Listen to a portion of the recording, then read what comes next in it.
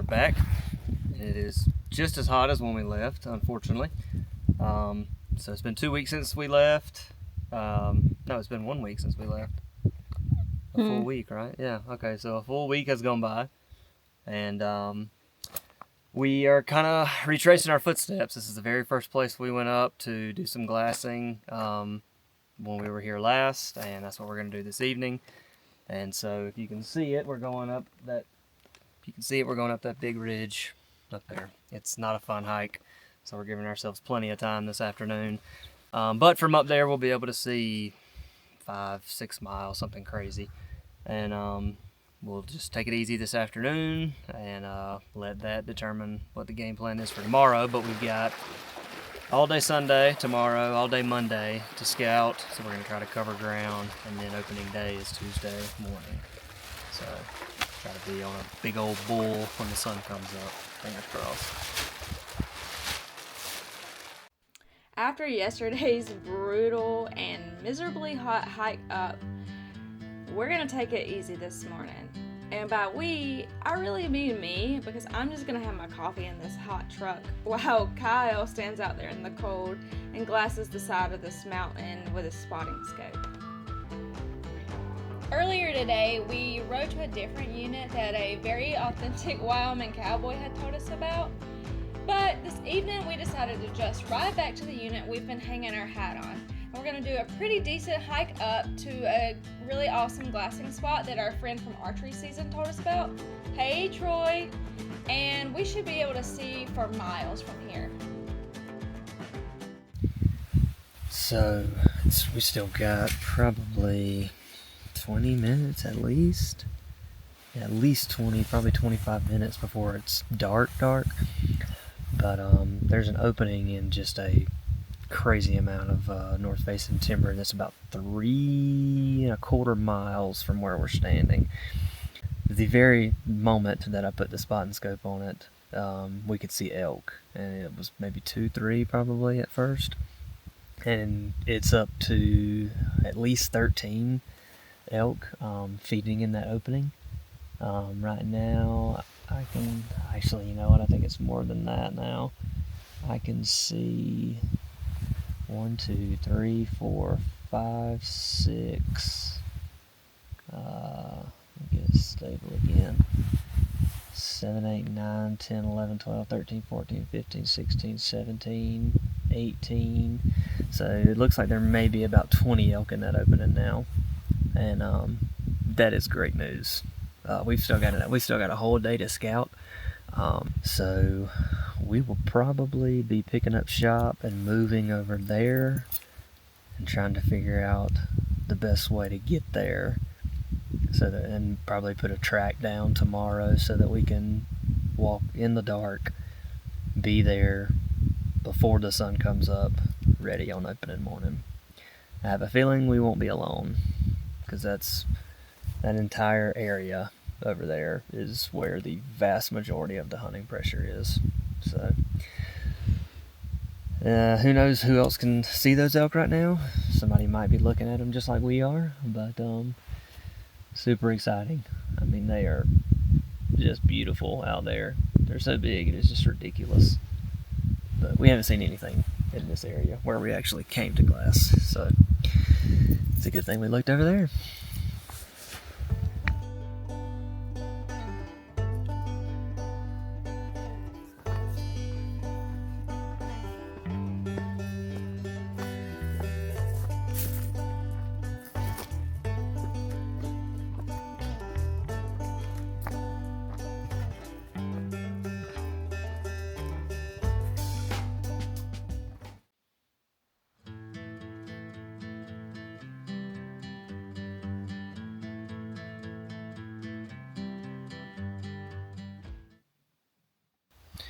Well, it is the night before opening day, so when the sun comes up tomorrow, we're hoping for good things. We got a amazing campsite.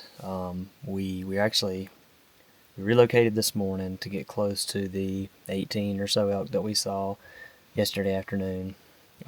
We tried to walk in the shortest distance that we could see on the map, and it was just a nightmare of thick trees, down trees, a lot of fresh rubs in there. So I guess a bull elk is enjoying himself, or was enjoying himself in there just before the rut a couple weeks ago. But we found a better way to get in there, and thankfully it's at the end of a nice open road, but nobody's here. We actually even circled all the way around to here to see if somebody was camped.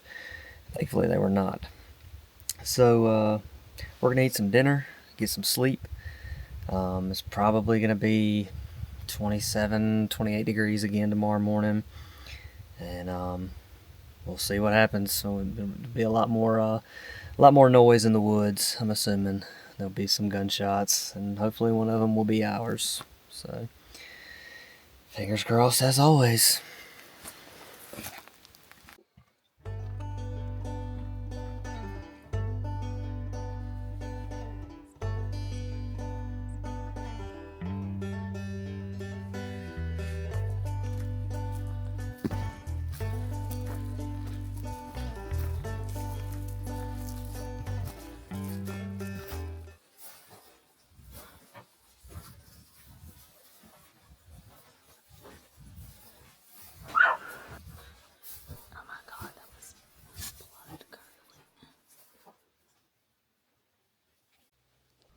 So we are off to a glorious start this morning.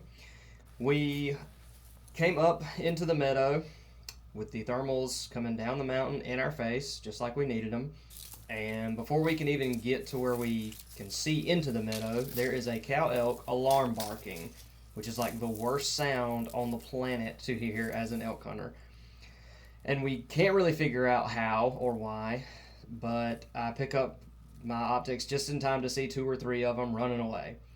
So we sneak our way around the meadow, still trying to keep the wind right, and we don't run into any elk, but we do run into a hunter who is up at the top of the meadow, sitting in the trees with his scent going down into the hunting area.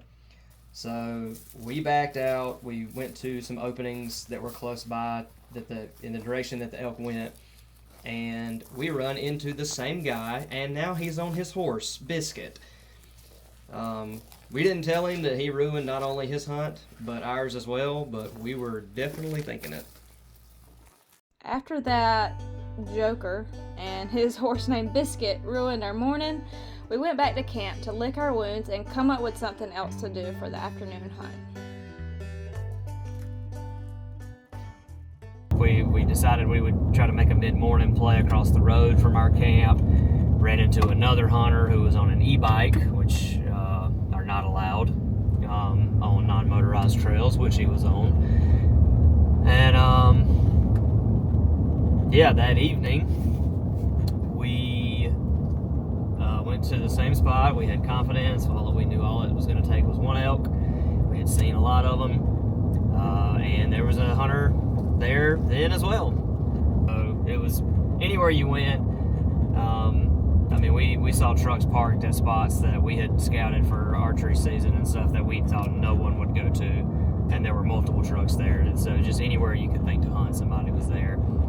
And it's hot, and the moon is full, and it's just a super good time so far.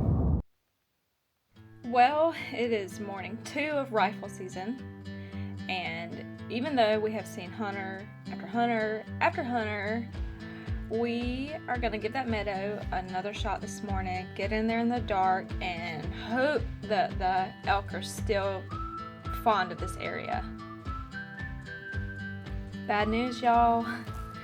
We crept into that meadow, following the bottom of the meadow just like yesterday morning, and guess what? We ran into another hunter. Luckily, that guy was sitting at the bottom of the meadow like he should be. And after that, we decided that we would head back the opposite direction and then cut up and start climbing up into the really messy timber and see what we see. But about an hour or 2 later, we ran into that same hunter doing the same thing we were. So again, our morning's a little shot. We were really excited about this meadow, but obviously all the other hunters have the same idea as us, and it's a little frustrating. I think we're really over this spot, but we're gonna go to camp. I'm gonna nap. Kyle's gonna probably stress e-scout over it, and we'll go from there.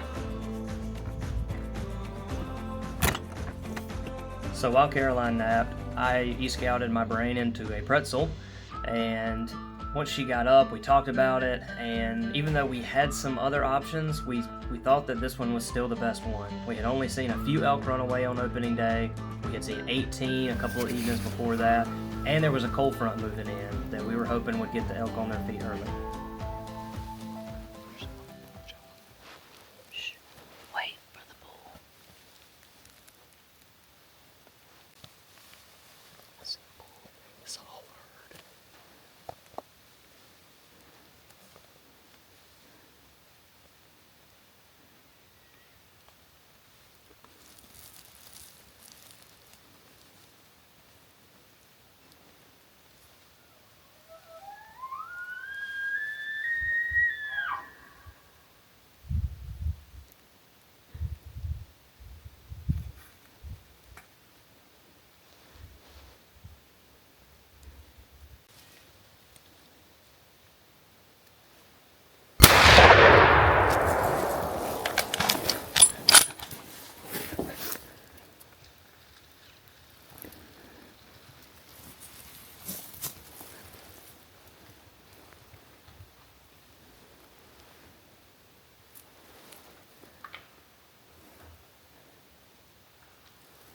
Did you get him?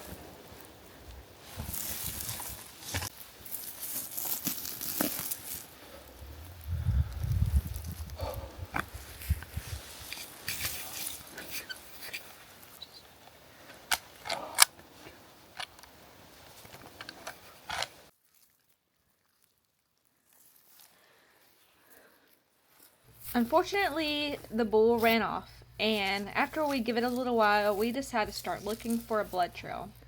And initially, we find some that seems promising, and then the trail trickles to mere pin drops. And Kyle is spinning out. And after that, it starts raining on us. So we have like no blood trail, and it's raining.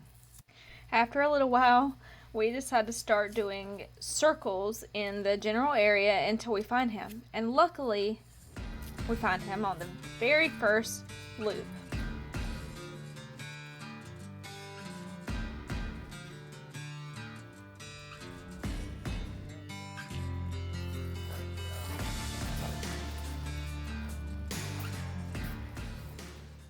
Oh my god, I cannot believe this.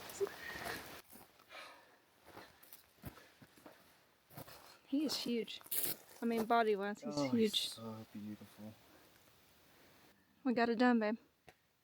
Can you freaking believe it? We didn't think anything was gonna come out tonight. Can you believe it? I'll just, I'll wrap it like this, that way I can sign it when we get to the... Well, here we are. The job is done. We actually went to the meadow again. We almost talked ourselves out of it because of all the hunters that we saw, but we went to the same meadow where we saw all the elk 3 nights ago. And we were in the perfect spot. The wind was perfect, and we kind of had a corner of the meadow to ourselves, and they came out, I mean, just right on the corner that we were in. There was a whole herd of cows. There had to be at least 10. A spike bull was with them also, and then this rascal here was bringing up the rear, and lucky enough to get a shot. We actually heard, no joke, we heard him bugle in the timber before, and we both looked at each other like, that is a hunter. That is the like saddest bugle I've ever heard. But that was just his bugle. He came out into the meadow and did it again. And we did not have a great trail. It was very stressful. I was not happy about it. But here he is.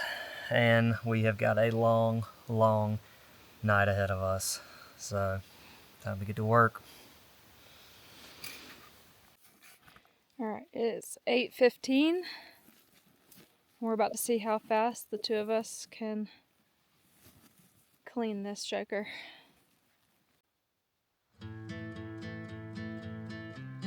Working together, we were able to clean this jogger in like 2 hours. We were working really fast, especially due to the fact that we didn't know how much time we had left on our headlamps. We really didn't expect to get an elk this evening, and therefore we just did not take extra care to make sure we had extra headlamps or batteries or even a flashlight.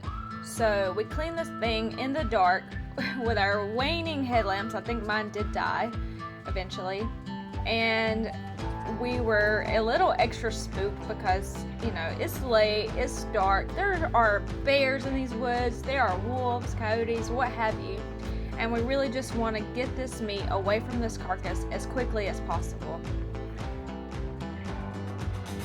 After cleaning the elk and packing everything up in game bags, it was time to start shuttling everything down to the meadow. We wanted to put everything about 150 to 200 yards away in the middle of the meadow. So that way, when we came back for loads, we would be able to see if anything was around. And once we got everything down there and we started our first pack out for the night, it started to rain. I mean, hard and sideways, in your face kind of rain. And it was actually kind of comical to me because it kind of seemed about right. Well, it is the morning after we shot the bull, and it is raining and sleeting and windy and cold, and we still got some meat to get out, and it's gonna be a long day, and that's about all there is to that.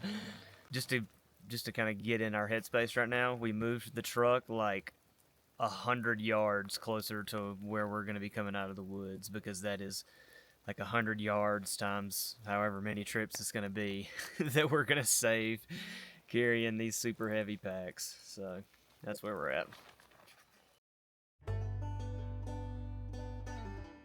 So the rain quickly turned to sleet, which quickly turned into this winter storm, and my boots are soaked through, my gloves are soaked through, it's freezing, and we're carrying 50 to 70 pounds out on our backs in the snow.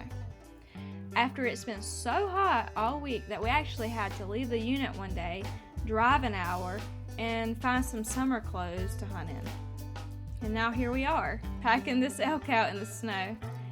And you just can't make this crap up. I mean, I can't stop smiling because I'm so happy. Tickled pink for Kyle, because we really didn't think this was going to happen. It felt like the odds were stacked against us, being that you could throw a rock and hit another hunter in this unit. And the moon was full, both archery and rifle season, and it was hot. So yeah, we didn't think this was going to happen. Pieces fell together, we trusted our guts, and we got a little lucky. And here we are, packing this bull elk out in a snowstorm.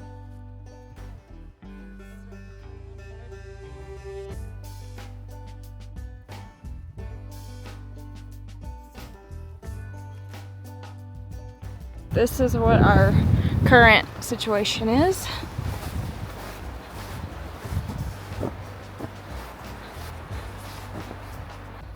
Like, this came down so fast.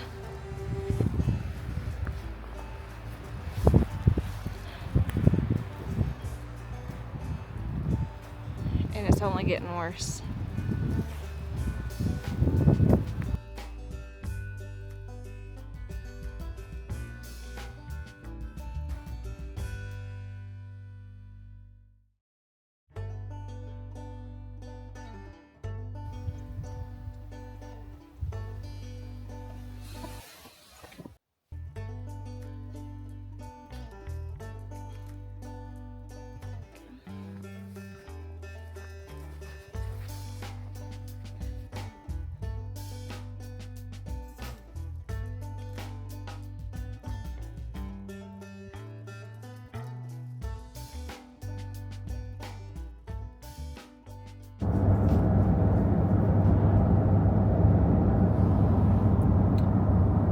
So we are making a detour on our way home through Grand Teton National Park,